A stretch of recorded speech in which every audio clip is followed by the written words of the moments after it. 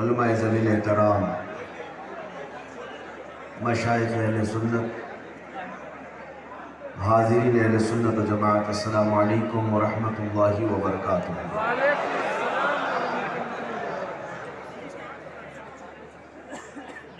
الحمدللہ الحنان المنان الذي خلق الإنسان وعلمه البيان، والصلاة والسلام على رسوله سيد الإنس والجان وعلى آله وأصحابه ذوي الخير والإحسان، أما بعد فأعوذ بالله من الشيطان الرجيم، بسم الله الرحمن الرحيم۔ لقد كان لكم في رسول الله أسوة حسنة لمن كان يرجو الله واليوم الآخر وذكر الله كثيرا، صدق الله مولانا العظيم وبلغنا رسوله النبي الأمين المتين المختار الكريم، ونحن على ذلك من الشاهدين والشاكرين والحمد لله رب العالمين۔ بارگاہ رسالت میں آپ صلی اللہ علیہ وسلم میں درود پاک کا ہدیہ پیش کریں۔ اللہ موسم بتا رہا ہے کہ وہ زلف اپنی لہرا رہے ہیں، ہوا کا موسم بتا رہا ہے وہ زلف اپنی لہرا رہے ہیں، سواری طیبہ سے چل پڑی ہے حضور تشریف لا رہے ہیں۔ یقیناً سنیوں میں جو یہ استقبال ہے وہ اپنے نبی پاک کو لے کر کے ہے، اور خوشخبری ہو حاضرین اہل سنت و جماعت کو، نبی پاک صلی اللہ تعالیٰ علیہ وسلم کا ذکر خیر کرنا، ان کی میلاد منانا اللہ نے تمہاری قسمت میں لکھا ہے۔ کیا بات ہے!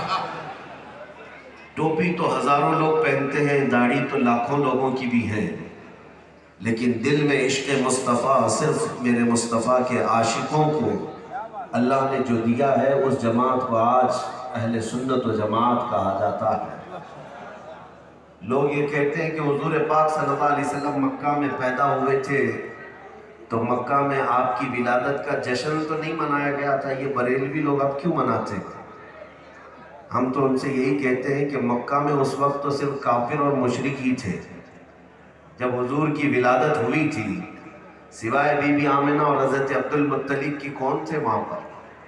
اگر تمہارا تعلق بھی انہی لوگوں سے ہے تو ہمیں کوئی اعتراض نہیں، لیکن ہم جانتے ہیں کہ جب میرے آقا ہجرت کر کے مدینے جا رہے تھے تو پھر تاریخ کی کتابیں اٹھا کر پڑھو کہ مدینے والوں نے کیسا استقبال کیا تھا۔ ہر خاندان کے بچے، جوان، بوڑھے، مرد، خواتین سب میدانوں میں اور گلیوں میں آ چکے تھے۔ چھوٹی چھوٹی سی بچیاں اپنے ہاتھوں میں دف لے کر کے گنگناتی تھیں، طلع البدر علینا من ثنیات الوداع وجب الشکر علینا ما دعا للہ داعی۔ یہ چھوٹی بچیاں میرے آقا کا استقبال کر رہی تھیں کہ ثنیۃ الوداع کی گھاٹیوں سے 14ویں کا چاند ہم پر طلوع ہو گیا ہے، ہم پر رب کا شکر واجب ہو گیا کہ اللہ کی طرف بلانے والا رسول اب ہمارے درمیان آ گیا ہے۔ تو یہ ایمان والے مدینے میں پہلے سے تھے، انہوں نے حضور کی آمد کی خوشیاں منائی۔ مکہ میں ایمان والے تھے نہیں، انہوں نے خوشیاں نہیں منائی۔ الحمدللہ یہ قسمت ہم سنیوں کو ملی ہے کہ ہم مدینے والوں کی اقتدا کرتے ہیں۔ کیا بات ہے! جس طرح رسول کریم صلی اللہ علیہ وسلم کی آمد کا جشن اہل مدینہ نے منایا تھا ہجرت کے بعد، آج بھی سنی مناتے ہی ہیں، اور کسی کو درد ہوتا ہے تو ہونے دو۔ امام اہل سنت فاضل بریلوی تو فرماتے ہیں اب ہم حضور کی میلاد ایک رات نہیں منائیں گے، 8 دن تک نہیں منائیں گے، اور صرف ربیع الاول میں ہی نہیں منائیں گے، بلکہ بریلی کے امام تو کہتے ہیں حشر تک ڈالیں گے ہم، حشر تک ڈالیں گے ہم پیدائش مولا کی دھوم، مثل فارس نجد کے قلعے گراتے جائیں گے، خاک ہو جائیں عدو جل کر مگر ہم تو رضا، دم میں جب تک دم ہے ذکر ان کا سناتے جائے۔ مجھے یہ بتاؤ اے میرے عزیزو، کائنات میں ہے تو انہی سے سب، انہی کا سب، تو ان کے لیے اگر ذکر کی مجلس نہ سجائی جائے تو پھر کس کے لیے سجائی جائے؟ ان ظالموں سے ذرا پکڑ کر پوچھو، تمہارے ان بچوں کا بھی برتھ ڈے مناتے ہو جو بڑے ہو کر ڈاکو اور چور بنتے ہیں؟ اور تمہیں اس کی دلیل کی ضرورت نہیں پیش آتی. اور پورے کائنات کے آقا و مولا جس دن اس دنیا میں تشریف لائے، کیا وہ عیدوں کا عید اور سب سے بڑا دن نہیں ہو سکتا؟ قرآن میں اللہ تعالیٰ فرماتا ہے، قال عیسی ابن مریم اللہم ربنا انزل علینا مائدۃ من السماء تکون لنا عیدا لأولنا وآخرنا وآیۃ منک. عیسیٰ علیہ السلام کا ایک قول قرآن میں موجود ہے. عیسیٰ علیہ السلام نے یہ دعا کی تھی کہ اے اللہ ہم پر آسمان سے ایک دسترخوان اتار، آسمان سے ہم پر ایک دسترخوان اتار، اور جس دن وہ دسترخوان ہم پر اترے گا، عیسیٰ علیہ السلام کہتے ہیں عیداً لأولنا وآخرنا وآیۃ منک، وہ دن ہمارے اگلوں کے لیے اور پچھلوں کے لیے عید کا دن ہوگا اور تیری نشانی ہوگی. قرآن کی زبان میں اگر آپ سمجھیں، جس دن دسترخوان اترے وہ دن عید کا ہو سکتا ہے، اور جس کے صدقے پوری کائنات دسترخوان پر بیٹھتی ہے وہ شخصیت تشریف لائے، تو کیا وہ عید کا دن نہیں ہو سکتا؟ بلکہ میں کہتا ہوں ساری عیدیں جو ملی ہیں ہمیں اسی عید ربیع الاول کے صدقے میں ملی. وہ جو نہ تھے تو کچھ نہ تھا، وہ جو نہ ہو تو کچھ نہ ہو، جان ہے وہ جہان کی اور جان ہے تو جہان ہے. نبی کونین صلی اللہ تعالیٰ علیہ وسلم سے ہی سب کچھ ہے. آج بھی ہم سنیوں کا تو یہی شیوا ہے اور یہی دستور ہے، ہم ایرے غیرے نتھو کھیرے کی حکومت کو جانتے بھی نہیں اور مانتے بھی نہیں. ہمارے دلوں پر آج بھی راج مدینے والے تاجدار کا ہی ہے، اس لیے کہ جس دن وہ تشریف لائے تھے ایک اعلان ہو گیا تھا. جس دن 12 ربیع الاول شریف کو میرے آقا تشریف لائے تھے ایک اعلان ہو گیا تھا فرشتوں کی طرف سے، اور ان کی زبانی ترجمانی اگر اشعار میں سننا چاہو تو امام زمن کہتے ہیں فرشتوں کی یہ ندا تھی، آئی نئی حکومت سکہ نیا چلے گا، آئی نئی حکومت سکہ نیا چلے گا، عالم میں رنگ بدلا صبح شب ولادت، قیامت تک اب قائم رہنے والی حکومت میرے مصطفیٰ کی ہے، نبی کونین صلی اللہ تعالیٰ علیہ وسلم کی ہے. اور ہر مومن اس کو تسلیم کرتا ہے، بلکہ ہر جانور تسلیم کرتا ہے سوائے چند 2 پیر کے جانوروں کے. باقی کائنات کی ہر شے تسلیم کرتی ہے کہ نبی پاک صلی اللہ تعالیٰ علیہ وسلم کی حکومت ہے. میں نے ایک تاریخ میں بات پڑھی، فارسی کے ایک مشہور مورخ بھی ہیں، دانشور بھی ہیں، انہوں نے لکھا ہے کہ حکومتیں جو قائم ہوتی ہیں، بادشاہوں کا جو دربار ہوتا ہے، آپ اگر دیکھیں تو بادشاہ کا دربار کیسے سجتا ہے پتہ ہے؟ بادشاہ بڑی کرسی پر براجمان ہوتا ہے، اس کے وزیر اس کے پہلو میں ہوتے ہیں، وزیر اس کے پہلو میں بیٹھے ہوتے ہیں. اور ہر زمانے میں بادشاہوں کی بادشاہت کا رواج یہ تھا کہ جب تک وزیر بادشاہ کے پہلو میں بیٹھے ہیں، یہ اس بات کی علامت ہوتی تھی کہ بادشاہ رعایا کی سننے کے لیے بیٹھا ہے، کام کاج کرے گا. ابھی جو بھی سلطنت کے کام ہوں گے، اگر وزیر اٹھ گئے تو یہ اس بات کی علامت ہوتی کہ اب چھٹی ہو گئی ہے، بادشاہ کے آرام کا وقت ہے. بات سمجھ رہے آپ؟ دستور یہ بتایا گیا ہے کہ بادشاہ کی کرسی کے اگل بغل اگر وزیر بیٹھے ہوئے ہیں تو بادشاہ اپنی رعایا کی سننے کے لیے ابھی بھی تیار بیٹھا ہے، جسے جانا چاہے وہ جائے، وزیر بیٹھے ہیں، یہ علامت ہے. ہر بادشاہ کے زمانے میں یہ رواج ہوا کرتا تھا، اور وزیروں کی کرسیاں اگر اٹھا دی جاتی تو یہ علامت ہوتی کہ اب وقت ختم ہو گیا، بادشاہ اب آرام کے لیے جا رہا ہے. میرے عزیزوں، اس کو پڑھنے کے بعد پھر ذہن میں بات آتی ہے، میرے مصطفیٰ کریم صلی اللہ علیہ وسلم نے ارشاد فرمایا، اللہ نے مجھے 4 وزیر عطا فرمائے، 2 آسمان میں اور 2 زمین میں.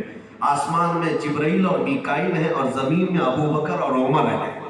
نبی پاک صلی اللہ تعالیٰ علیہ وسلم جہاں جہاں تشریف لے گئے، ابو بکر عمر رضی اللہ عنہما ساتھ ساتھ رہے. آپ محسوس کریں، حدیثوں کو پڑھیں، ہر تقریباً حدیثوں میں حضور کا جب ذکر آتا ہے تو حضرت ابو بکر عمر کا ساتھ میں آ جاتا ہے. حضور تشریف لائے باغیچے میں، ابو بکر عمر بھی آئے، فلاں دعوت میں آئے، ابو بکر عمر بھی آئے. اس لیے کہ بادشاہ کے ساتھ ہمہ وقت وزیر ہوا کرتے تھے. تو یہ بات تو دنیا کی تھی. جب لیکن میرے آقا صلی اللہ علیہ وسلم اس دار فانی سے پردہ فرما چکے اور اپنی قبر انور میں آرام فرمانے کے لیے تشریف لے گئے, تو آپ آنکھیں کھول کر کے دیکھو میرے عزیزوں, حضور تو اپنی قبر میں آرام فرما ہے. چند سالوں کے بعد آپ کے پہلو میں حضرت ابو بکر بھی آرام کرنے لگے, اس کے بعد پھر حضرت عمر بھی آرام کرنے لگے. آج اس گنبد خضرا کی چھاؤں کے نیچے میرے آقا کی لحد کے بغل میں حضرت ابو بکر بھی ہیں, حضرت عمر بھی ہیں.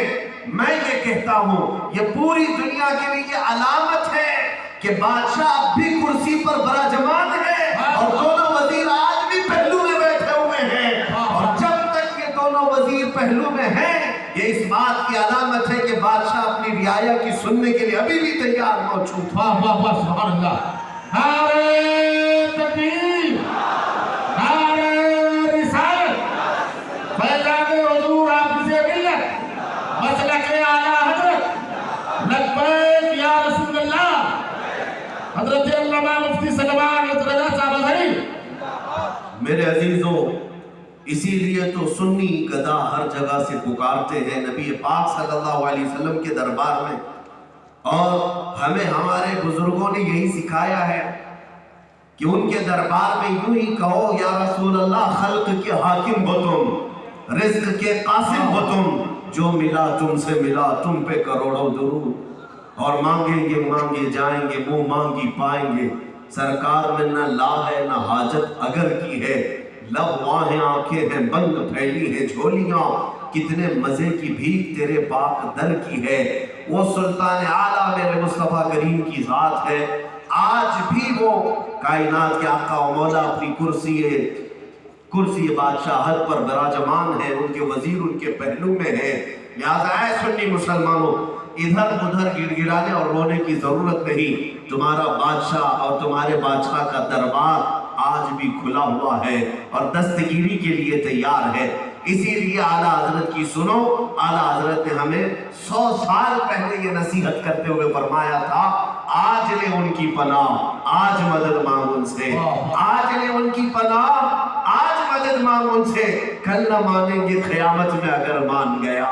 عزیزان گرامی, جو کچھ بھی ہے اس کائنات میں وہ میرے مصطفیٰ کا ہے, اور ان کا ذکر نہ ہو تو کس کا ہو. بعض لوگ یہ بھی کہتے ہیں کہ بات حضور کی ولادت کی ہے تو ہو گئی, ان کے زمانے میں کرتے. جیسے آج زندوں کا برتھڈے ہوتا ہے, 50 سال کا ہوا تو 50ویں برتھڈے, 60 سال کا ہوا تو 60ویں برتھڈے. حضور صلی اللہ تعالیٰ علیہ وسلم تشریف لے گئے 14 صدیوں کے بعد, آج بھی آپ لوگ وہی چیز کر رہے ہیں. ان عقل کے اندھوں کو یہ پتہ نہیں, حیات النبی کا عقیدہ سیکھ تو لو. نبی پاک صلی اللہ تعالیٰ علیہ وسلم کو مردہ کہا کس نے, مردہ کہا کس نے. ہم اہل سنت و جماعت میرے مصطفیٰ کو اپنی قبر انور میں زندہ تسلیم کرتے ہیں. بلکہ ایک مثال کے ذریعے سے میں آپ کو سمجھاتا ہوں, ایک مثال کے ذریعے سے. بعض لوگ اس پر بھی سوال کرتے ہیں نا, معراج میں حضور گئے اور آئے, بہت شارٹ پیریڈ میں. مسجد حرام سے مسجد اقصیٰ تک کا سفر جو ہے اس زمانے میں 1 مہینے کا ہوتا تھا, اور پھر مسجد اقصیٰ میں انبیاء کی امامت, پھر 7 آسمانوں کا سفر, عرش, کرسی, لوح, قلم, جنت, دوزخ سب دیکھنے کے بعد رب ذوالجلال کی جھلوں میں پھر واپسی. لیکن مسئلہ یہاں پر آتا ہے جب یہ کہا جاتا ہے کہ 1 منٹ سے بھی کم وقت لگا, بستر بھی رہا گرم. یہ آپ نے سنا, زنجیر بھی ہلتی رہی, بستر بھی رہا گرم, تا عرش گئے پھر آئے محمد صلی اللہ علیہ وسلم. اس مسئلے کو میں ادھر ادھر نہیں جا رہا ہوں, آپ کے اسی بات پر میں آتا ہوں. لوگ یہاں تسلیم نہیں کر پاتے, اتنے شارٹ پیریڈ میں اتنا لمبا سفر کیسے ہو سکتا ہے. عقل کے گھوڑے دوڑاؤ گے تو کبھی نہیں سمجھ پاؤ, اس لیے کہ وہ نبی کا معجزہ ہے, اور معجزہ اسی کو کہتے ہیں جو عام ذہنوں میں نہ آ سکے. اگر سب کو سمجھ میں آ ہی گیا ہوتا تو معجزہ کیوں ہوتا. لیکن میں دنیاوی اعتبار سے آپ کو بتاتا ہوں, کچھ سمجھ کے لیے مثالیں موجود ہیں.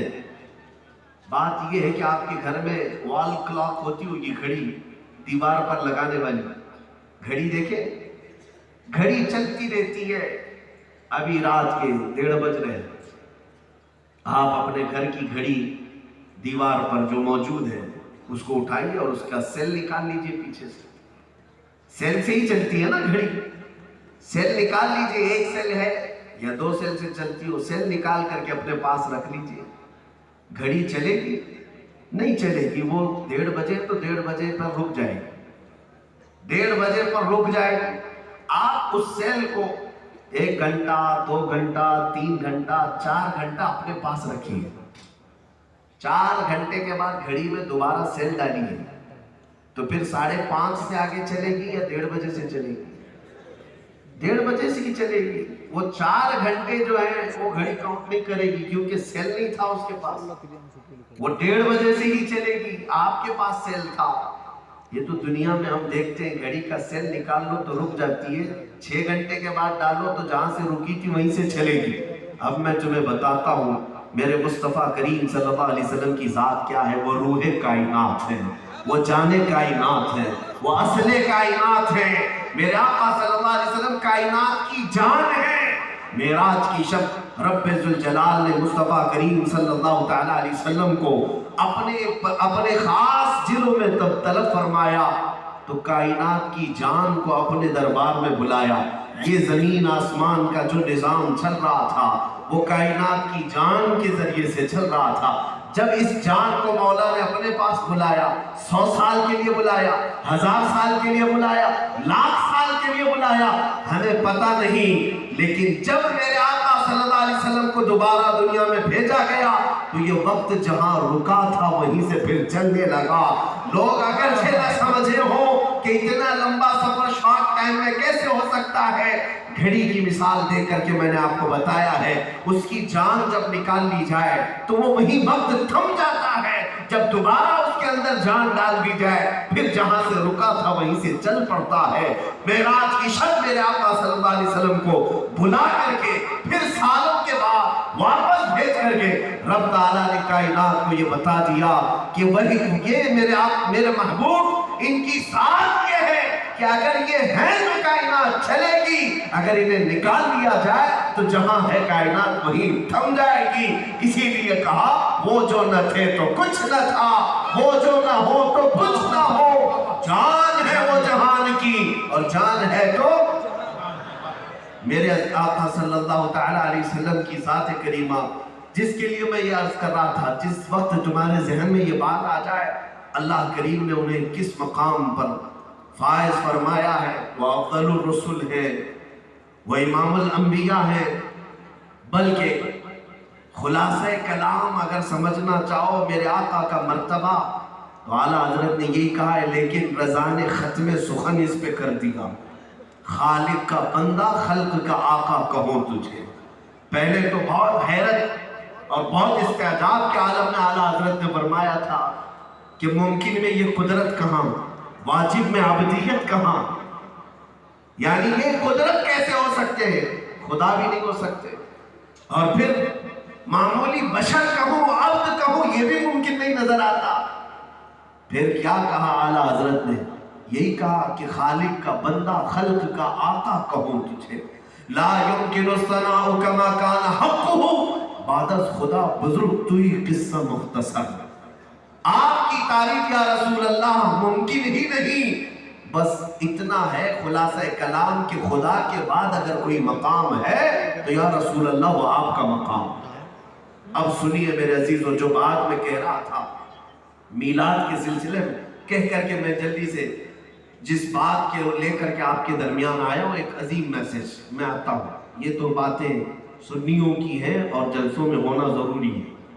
جو ہم یہ باتیں عرض کرتے ہیں یہ جوش کی ہے اور جوش مسلمانوں میں بلکہ سنیوں میں ہونا بہت ضروری ہے, اور وہ بھی خاص طور پر میرے مصطفیٰ کی ذات کو لے کر کے. بعض لوگ یہ کہتے ہیں کہ آپ تقریر کرتے ہیں تو لوگ جوش میں آتے ہیں کچھ بھی کر جاتے ہیں. میں کہتا ہوں تمہاری غیرت کہاں مر گئی, بیوی کے نام پر تمہیں جوش آ جاتا ہے. اگر کوئی انگلی بھی اٹھائے تمہاری بیوی کے بارے میں جوش آ جاتا ہے, ماں کے بارے میں باپ کے بارے میں جوش آ جاتا ہے. ارے بے غیرت, ہم مصطفیٰ کریم سے پوری کائنات سے زیادہ محبت کرتے ہیں. اس لیے ان کے نام پر ہمیں جوش آتا ہے. یہ محبت کا تقاضا ہے, محبت کا تقاضا ہے. میں بات یہ عرض کر رہا ہوں کہ لوگ یہ کہتے ہیں اب تک یہ جشن کیوں منائے جا رہے ہیں, اب تک یہ کیوں منائے جا رہے ہیں. یہ تو کائنات سے پوچھو کہ اب تک کیوں منائے جا رہے ہیں. بات یہ ہے نبی پاک صلی اللہ تعالیٰ علیہ وسلم کے لیے رب نے فرمایا لولاک لما خلقت الدنیا والافلاک والارضین. اے محبوب اگر آپ کو پیدا کرنا نہ ہوتا تو نہ دنیا بنائی جاتی, نہ زمین, نہ آسمان, نہ کچھ بنایا جاتا. آپ یہاں پر دیکھیں, ایک مثال میں دیتا ہوں. شادیاں آپ کے یہاں ہوتی ہیں, شادیاں پنڈال میں ہوتی ہوں گی, ہال میں ہوتی ہوں گی. تو شادی سے پہلے بہت کچھ سجاوٹ ہوتی ہے. پنڈال سجایا جاتا ہے اور سٹیج سجایا جاتا ہے. کس کے لیے سجاتے ہیں؟ دولہے کے لیے. کس کے لیے سجاتے ہیں؟ دولہا آنے والا ہے اس کے لیے سجاتے ہیں. پہلے سے باراتی کھڑے رہتے ہیں, لائٹنگ بھی ہے, پھول بھی ہے, اسٹیج کے اندر نہ جانے کیا کیا کمکمے لگے ہیں. دولہا آیا, دولہا آیا, نکاح کے لیے بیٹھا, نکاح ہو گیا, دولہا چلا گیا. تو مجھے بتاؤ وہ حال ابھی تک سجا رہے گا یا شام کے بعد اسے ختم کر دیا جائے گا؟ بھائی شادی ایک دن کی ہے, شادی ہو گئی تو پھر اس دولہے کے لیے جو جو سجایا گیا تھا وہ پھول بھی نکال لیے جاتے ہیں, اسٹیج بھی ختم, کرسیاں بھی ختم, باراتی بھی چلے گئے, لائٹنگ بھی بند ہو گئی, حال بے حال ہو جاتا ہے. آپ کے ہاں ہوتی ہیں شادیاں؟ اب سنو, یہ دنیا کا دستور ہے, دولہے کے لیے سجایا گیا تھا اور دولہا اگر چلا گیا تو سجاوٹ بھی ختم ہو جاتی ہے. میں پوچھنا چاہتا ہوں یہ کائنات کس کے لیے سجائی گئی تھی؟ یہ کائنات کس کے لیے سجائی گئی؟ میرے عزیزوں, کائنات کی ہر شے میرے مصطفیٰ کے لیے سجائی گئی ہے. نبی پاک کی آمد سے پہلے رب تعالیٰ نے زمین کا بچھونا بچھایا ہے, آسمان کی چھت تان دی ہے, اس میں نیلگوں چادر بچھا کر اس میں چمکتے ہوئے ستارے اور چاند سورج کو لگا دیا گیا, اور درختوں کو کمکمے کی شکل دے دی گئی, سمندروں کی موجیں اور لہریں بہائی گئی, کائنات کا حسن دیا گیا. 1,24,000 کم و بیش انبیاء برات کی طرح سے تشریف لائے دنیا میں. ہر ایک اپنے آخری رسول کے آنے کا قصیدہ پڑھتا رہا. پھر جب وہ آمنہ کا لال, کائنات کا آقا و مولا تشریف لایا, جس کے لیے دنیا سجائی گئی تھی, زمین بچھائی گئی, آسمان سجایا گیا ہے, چاند سورج ستارے جھلملائے گئے اور درختوں کو سجایا گیا. یہ ساری چیزیں سجائی گئی تھی نبی پاک کی آمد کے لیے. آ گئے حضور 12 ربیع الاول کو دنیا میں تشریف لائے, 63 سال کی زندگی ظاہری طور پر گزارا اور پھر میرے آقا روپوش ہو گئے. حضور پاک صلی اللہ علیہ وسلم ہماری آنکھوں سے روپوش ہو گئے. دنیا کا دستور تو یہ ہے, ابھی میں نے بتایا, دولہا اگر چلا گیا تو سجاوٹ بھی ختم ہو جانی چاہیے. شادی ہو گئی, شام میں کرسیاں اٹھا لو, سجاوٹ ختم کر دو, لائٹنگ بند کر دو. لیکن یہ کائنات جو سجائی گئی تھی, میں پوچھتا ہوں چاند ابھی تک چمک کیوں رہا ہے, سورج ابھی تک کیوں چمک رہا ہے, یہ تارے کیوں جھلملا رہے ہیں, یہ زمین ابھی تک بچھی کیوں ہے, آسمان کا چھت ابھی تک کیوں تنا ہے؟ یہ ساری سجاوٹ اگر مصطفیٰ کریم کے لیے تھی, حضور اگر چلے گئے تو یہ سب چیزیں باقی کیوں ہیں؟ یہ چیزیں تمہیں چیخ چیخ کر بتائیں گے اے نادان. چاند کی چمک, سورج کی چمک, ستاروں کی جھلک, یہ کائنات کی ہر شے آج بھی اسی لیے باقی ہے کہ وہ دولہا صرف روپوش ہوا ہے, حکومت اسی کی باقی. کیا بات ہے, بابا بابا. اسی لیے جشن بھی صبح قیامت تک ہوتا رہے گا, حشر تک ڈالیں گے ہم پیدائش مولا کی دھوم, مثل فارس نجد کے قلعے گراتے جائیں گے. عزیزان گرامی وقار, نبی پاک صلی اللہ تعالیٰ علیہ وسلم کی ذات کریمہ کو لے کر میں آپ کے سامنے چند باتیں لے کر آتا ہوں. قرآن کہتا ہے بے شک تمہارے لیے سب سے بہترین نمونہ زندگی میں وہ رسول اللہ کی زندگی ہے, حضور کی زندگی سب سے بہترین آئیڈیل ہے. مجھے بتاؤ کیا نبی پاک صلی اللہ علیہ وسلم سے بڑھ کر کے اس دنیا میں کوئی اعلیٰ اخلاق والا آیا؟ حضور سے بڑھ کر کے اخلاق والا تم مانتے ہو اے مسلمان؟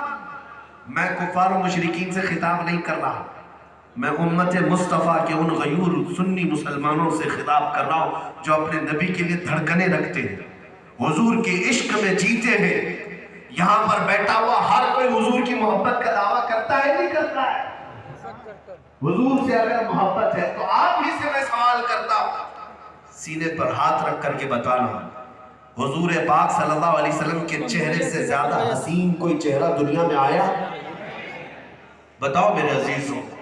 میرے خیال سے رات زیادہ ہو گئی، پیچھے والوں کو نیند آ رہی ہے، لیکن انشاءاللہ تھوڑی دیر میں تمہاری نیند چلی جائے گی، نیند چلی جائے گی۔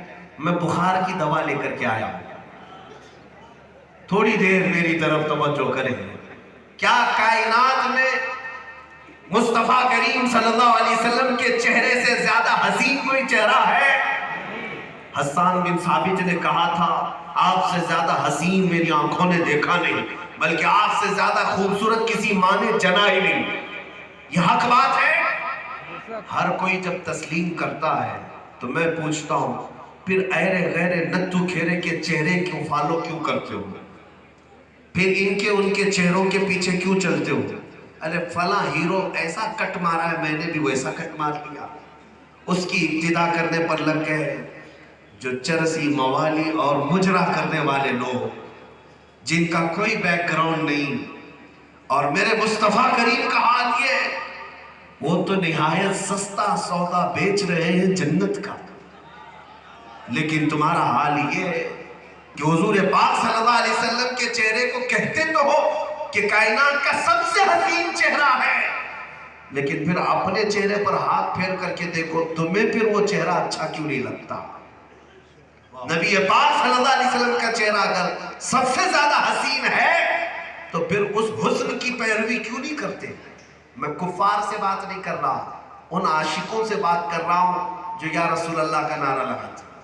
کیا بات ہے، واہ! میں آپ سے بات کر رہا ہوں، پھر تمہارا چہرہ ہاتھ پھیر کر کے دیکھو، نبی پاک صلی اللہ علیہ وسلم کی ابتدا میں کیوں نہیں آیا؟ شرم آتی ہے، جھجک ہوتی ہے، ڈر لگتا ہے۔ کس سے ڈرتے ہو؟ کس سے جھجکتے ہو؟ کس سے شرماتے ہو؟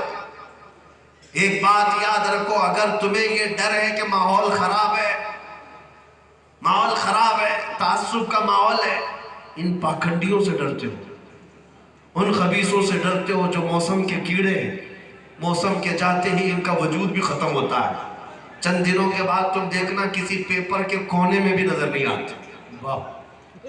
جو آج ماحول چل رہا ہے، ان کی مثال صرف اتنی ہے، جو بیل گاڑی کے نیچے کتا چلتا ہے، بیل گاڑی کے نیچے کتا چلتا رہتا ہے، اور کتے کو کیا لگتا ہے پوری بیل گاڑی میں چلا رہا ہوں، پوری بیل گاڑی میں چلا رہا ہوں۔ اس کتے کو ہوش کب آتا ہے؟ جب بیل دونوں گاڑی لے کر آگے بڑھ جاتے ہیں، بیل گاڑی آگے چلی جاتی ہے، اکیلا رہتا ہے، تب اسے پتا چلتا ہے گاڑی کو کوئی اور چلا رہا تھا۔ ان لوگوں کا حال وہی ہے جو موسم کے کیڑوں میں آج ان کو لگتا ہے سب ہم ہی چلا رہے ہیں۔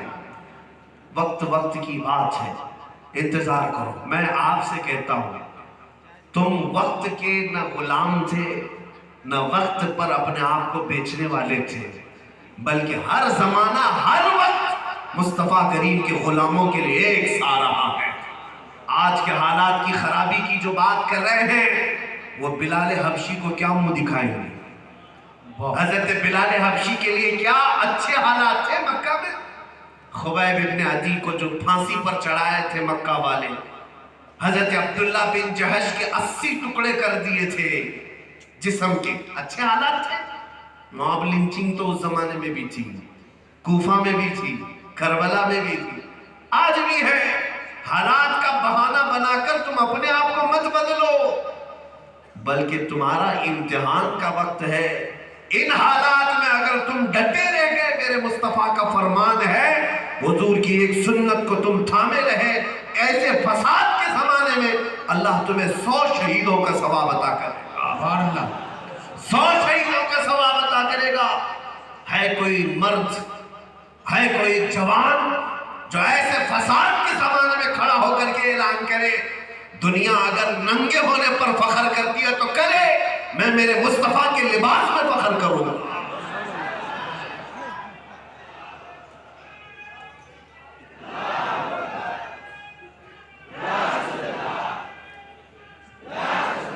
مجھے ہمارے مجمع سے وہ بچے چاہیے، وہ نوجوان چاہیے جو ان ظالموں کی آنکھوں میں آنکھیں ڈال کر بتائیں تجھے چوٹی رکھنے پر کبھی شرم نہیں آئی تو مجھے داڑھی رکھنے میں کیوں شرم آئی؟ کیا بات ہے باپ.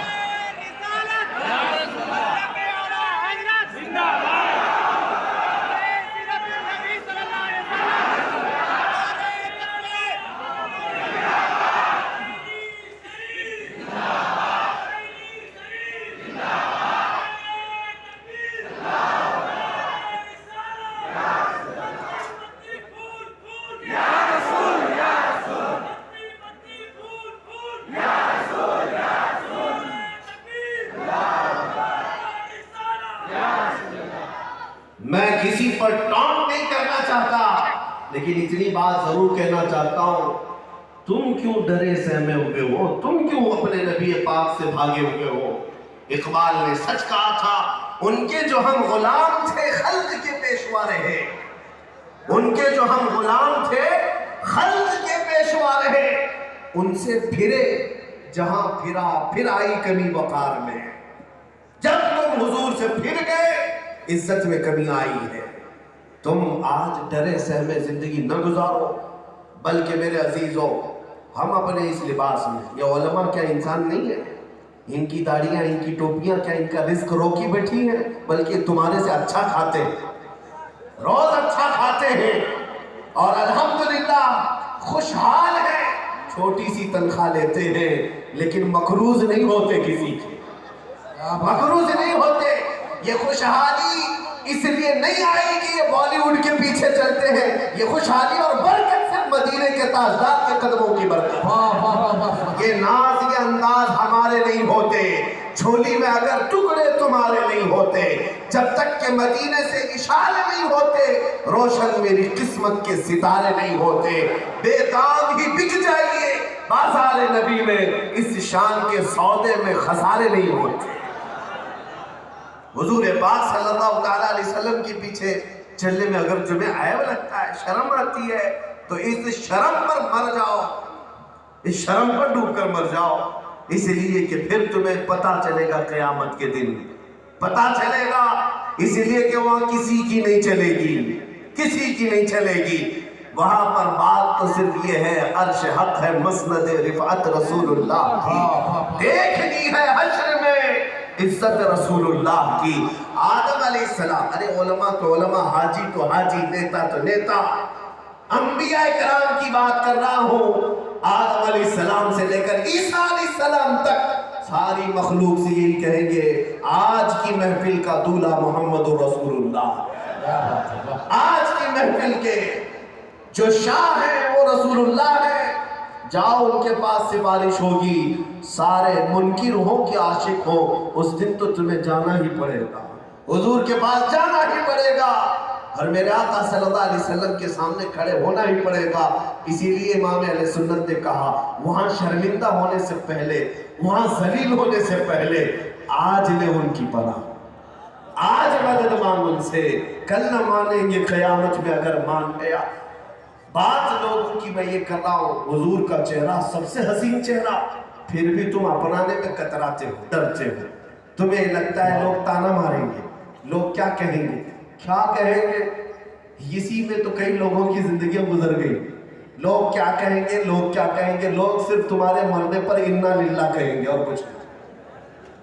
کیا کہیں گے اور اس سے زیادہ کیا کہیں گے. اور اگر لوگوں کے لیے ہی جیتے رہ گئے تو پھر ان لوگوں کو بتا دینا میں مروں تو میری قبر میں تم بھی ساتھ میں آ جانا. جن کے لیے تم جی رہے ہو, جن کے لیے تم اپنے آپ کو بدل رہے ہو, کیا وہ تمہاری قبر میں آ کر بیٹھنے والے ہیں؟ تمہیں سب کو پتا ہے قبر کی اندھیری رات میں اگر کوئی آتا ہے تو تاجدار مدینہ کی ذات ہے. وہاں پر بھی دستگیری کے لیے وہی آنے والے, تو کیوں ان کے پیچھے چلنے میں حیا آتی ہے. میرے عزیزو ایک بات میں بتاتا ہوں, میں نے کئی جگہ پر اس بات کو عرض کیا ہے اور مجھے اچھی لگتی اس لیے کہتا ہوں. کچھ بچپن کے پیدائشی مسلمان اسلام کی وہ قدر نہیں کر پاتے, جو بعد میں اسلام لائے ہیں اسٹرگل کر کے, تکلیف اٹھا کر کے, ان کو اسلام کی قدر کا احساس ہے. آسٹریلیا کا ایک مسلمان نوجوان प्लेन में सफर कर रहा था, इंटरनेशनल फ्लाइट, और एयर होस्टेस सबको शराब सप्लाई कर रही थी। शराब के कैन दिए जाते सफर के दौरान। तो ये दाढ़ी वाला था, नौजवान था। जब एयर होस्टेस ने इसको भी वो कैन दिया तो उसने कहा आई एम ए मुस्लिम, मैं मुसलमान हूं। ये बात बहुत लोगों को चुभती है। उसने कहा नहीं पीना है तो ना पियो, ये क्यों कह रहे हो कि मैं मुसलमान हूं।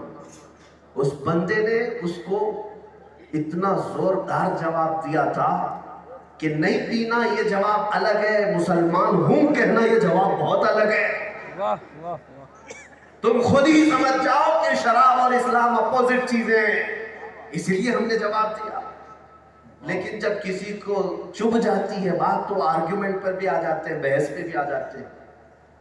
वो एयर होस्टेस कहने लगी सर सीरियस नहीं, लेकिन मैं आपसे कहना चाहती हूँ सारे पैसेंजर तो पीते हैं और रिलैक्स होते हैं, सफर में आराम करते हैं, आप भी पी लो तो रिलैक्स हो जाएंगे, क्या फर्क पड़ता है। उस नौजवान ने कहा ठीक है, तो आप ये शराब पहले पायलट को पिलाओ, पायलट को पिलाओ, पायलट को शराब पिलाओ, अगर वो पीता है तो बाद में हम देखते हैं। तो उस एयर होस्टेस ने कहा पीता तो होगा अपने घर में, लेकिन अभी वो ऑन ड्यूटी है, ऑन ड्यूटी शराब नहीं पी सकते। उस मुसलमान ने कहा तो कान खोलकर सुन ले, मुसलमान पूरी जिंदगी ऑन ड्यूटी होता है, पूरी जिंदगी ऑन ड्यूटी होता है। उसे शर्म इस बात की नहीं आई कि मुझे क्या बोलेंगे, वो हया इस बात की नहीं किया। अजीज़ान गिरामी, इस्लाम का परचम हर जगह बुलंद करने वाला वो नौजवान, आपके अंदर भी ये गैरत हो। कोई अगर कुड़ता है जलता है तो मुझे क्या फर्क पड़ता है, मैं मुस्तफ़ा करीम का दीवाना हूँ। हाँ मैं मुस्तफ़ा करीम का दीवाना हूँ। आप देखिए काहे मुड़ी हिला रहे हैं? बहुत सारे नौजवान हैं, जज्बा आ जा रहा है क्या? मैं महसूस करता हूँ मुबल्लिगीन जो अपने सरों पर अमामा बांधे घूमते रहते हैं। आप देखते होंगे इन नौजवानों को दुनिया क्या नहीं छेड़ती है, ये बहुत जवानी में ही अमामा पहन लेते हैं, दाढ़ियां भी रखते हैं और अपने धुन में काम कर रहे हैं। मेरे दिल से दुआ निकलती है कि इनको दुनिया छेड़ रही है, लेकिन ये अपने धुन में लगे हुए हैं। हज़रत अबू बकर शिबली रहमतुल्लाह अलैह से पूछा गया था हुजूर से मोहब्बत और इश्क कैसे पहचानी जाए, कैसे पता चले। तो उन्होंने कहा कि हुजूर की मोहब्बत में तुम ऐसे अखलाक में आ जाओ कि दुनिया तुझे पागल कहने लग जाए, दुनिया तुझे दीवाना कहने लग जाए, लेकिन तू उनकी तरफ मुतवज्जे ना हो, बल्कि तेरी तवज्जो सिर्फ गुंबद खज़ा की तरफ। ये असल मोहब्बत है। इसीलिए मेरे अजीजों परवाह ना करो कि कौन क्या कहता है, कौन क्या कहता है, इससे तुम खुद बदल जाते हो। वो मशहूर मुहावरा है, सुने हो ना, कौवा चला हंस की चाल अपनी चाल भूल गया। और मैं उसको बदल करके कहता हूँ, रिकॉर्डिंग वाले में मैं उसको बदल करके यूं कहता हूँ, शेर चला कुत्ते की चाल और अपनी चाल भूल गया। अल्लाह ताला ने तुम्हें क्या बनाया और तुम किसके पीछे चल पड़े, और तुम क्या थे वही भूल गए। रिकॉर्डिंग दे दूंगा। तुम्हारे असलाफ कौन थे, तुम्हारे बुजुर्ग कौन थे, ये तुम भूल गए। आपका है तुम्हारे असलाफ का नाम जब आए, हमारे भाई लोग हमारे रिश्तेदार बदलते हैं, तुम्हारे घरों के बच्चों को आज इतनी तालीम दे करके जाओ कि अगर 6 साल के बच्चे का हाथ पकड़कर दामन पकड़कर के पूछे बता तेरा हीरो कौन है, तो वो बच्चा तंग करके कहे मेरा हीरो सलाहुद्दीन अय्यूबी है, मेरा हीरो खालिद इब्न वलीद है। उसे ये मालूम होना चाहिए कि मेरे असलाफ कौन थे, मेरे आबा व अजदाद हमारे बुजुर्ग कौन थे। इनको तो दुनियादारी में ऐसे लगा बैठे हो, ये तो बॉलीवुड और हॉलीवुड के चक्कर में न जाने ऐसे पागल हो गए कि मर्द औरतें बनती नजर आ रहे और औरतें मर्द हो गए। देखो हमारे नौजवानों को, वो तो अब बालियां भी पहनने लग गए, बंगड़ियां भी पहन लिया, चोटियां भी आ गई हैं, नथनी कुछ को आई है और कुछ को बाकी रह गई, और बाकी सब कुछ बदल लिया। और बेचारा इस धुन में है कि मैं फैशन कर रहा हूं, फैशन कर रहा हूं। دنیا تجھے جانور بنا رہی ہے اور تو ابھی بھی اسی دھن میں ہے کہ فیشن کر رہا. اور کچھ وہ عورتیں جو اپنے آپ کو ننگا کر کے بازار میں آ گئی, جتنا ہاف لباس پہنو اتنا فیشن اب ہے. ہم کو دیکھیں. کٹ لباس پہنو, ہر جگہ سے نظر آئے وہ فیشن ہے. میں کہتا ہوں اگر ننگا رہنا ہی فیشن ہے تو ہماری بھینس سب سے زیادہ فیشنیبل ہے. کچھ بھی نہیں پہنتی, کچھ بھی نہیں پہنتی. ارے جانوروں کی زندگی کو تم فیشن کہتے ہو. انسان اگر اعلیٰ اخلاق کا نظر آتا ہے تو میرے مصطفیٰ کے اخلاق کو اپنا کر دیکھو, نبی پاک صلی اللہ علیہ وسلم کی سنتوں کو اپنا کر دیکھو. میں آپ کو بتاؤں سچ بات, میں اپنی تعریف کے لیے نہیں کہتا, لیکن یہ عوام شریف یا میں اپنے جبے میں جہاں جاتا ہوں اسی طرح سفر کرتا ہوں. لیکن بہت سارے نان مسلم بھی ایسے ہیں جو کھڑا کرتے ہیں اور آ کر کے ہاتھ چومتے ہیں, بلکہ کئی اعلیٰ ادھیکاری ڈپارٹمنٹ کے لوگ کبھی ایئرپورٹ میں چیک کرنے کے لیے آئے, بعد میں ہلکے سے کہتے ہیں کہ آپ کا یہ لباس ٹریڈیشنل لباس ہے کیا, یہ کوئی روایتی ہے؟ ہم کہتے ہیں نہیں, یہ ہمارے آقا صلی اللہ علیہ وسلم کی سنت ہے, ان کے طریقے پر چلتے ہیں. وہ کہتے ہیں مولانا صاحب ہم بہتوں کو نہیں دیکھے لیکن یہ چیز بہت اچھی لگتی ہے. بہرحال میں نے یہ محسوس کیا آج کی اس چکا چوند دنیا میں بھی 1400 سال پرانا لباس پرانا نہیں ہوا تو میرے مصطفیٰ کی ذات صبح قیامت تک پرانی نہیں ہو سکتی. ہر زمانہ میرے نبی پاک کی سنتوں کے فیشن کا زمانہ. ہو رہا نہیں.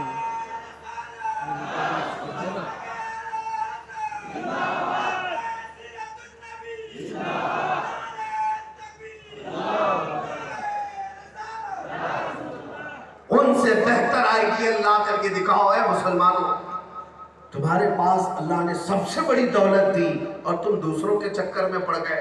جارج برنارڈ شاہ ایک بہت بڑا مورخ, ایک دانشور, ایک فلاسفر انگریز, اس نے لکھا ہے کہ دنیا میں بہت سے انقلاب آئے, ریولوشن آئے, لیکن وہ انقلاب لانے والے شخص جب تک زندہ تھے ان کے انقلاب میں گرمی تھی.